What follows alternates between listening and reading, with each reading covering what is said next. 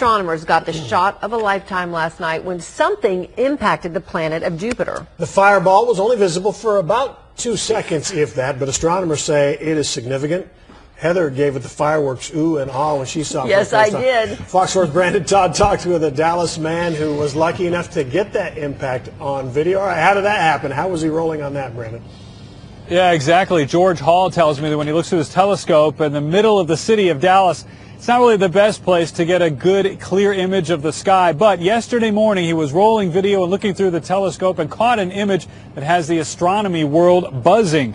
George Hall has had his high-powered telescope for nearly a decade, but his discovery yesterday morning of a huge explosion on the surface of Jupiter is not only the most significant thing he's seen, it's made him an overnight celebrity in the world of amateur astronomy. The explosion is seen on the left side of the planet in the video that he shot there. It looks kind of like a white flare.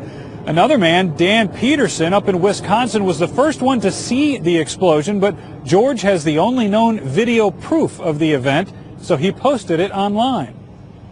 Amateur astronomers around the world were all exchanging emails about this.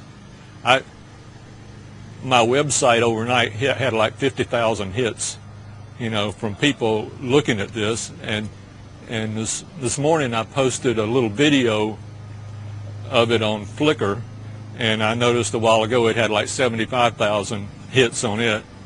So there's a lot of interest.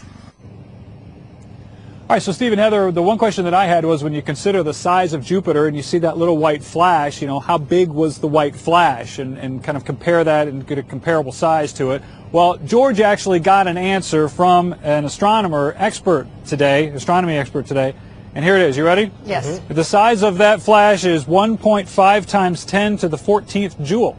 It's a big number. Oh, yeah. So there you go. It's a big number. Okay. Yeah. So That's, I'm imagining that size is pretty rare. This type of thing, Brandon, doesn't happen a lot because, everybody's all on Twitter and talking about it.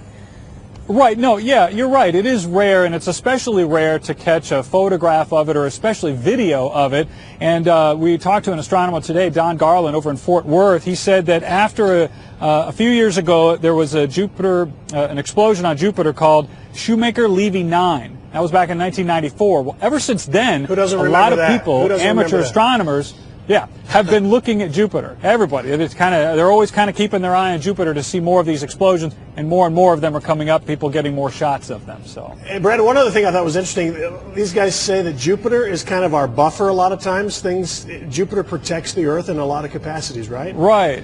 And everybody remembers from their science class probably that Jupiter, since it's so large, has a large or high gravitational pull. Right. So it sucks in. It's kind of like a big space vacuum is the way it was described today. It sucks in a lot of these meteorites and comets that otherwise would pass by or, possibly hit the planet Earth. So, well, good. Thank goodness for that big space vacuum. That's right. Who doesn't love science in the news at 9? Thank you, Brandon. Like it when it's put like that. Smarter Imagine tonight. a big space vacuum. Can understand it. Brandon, thank you.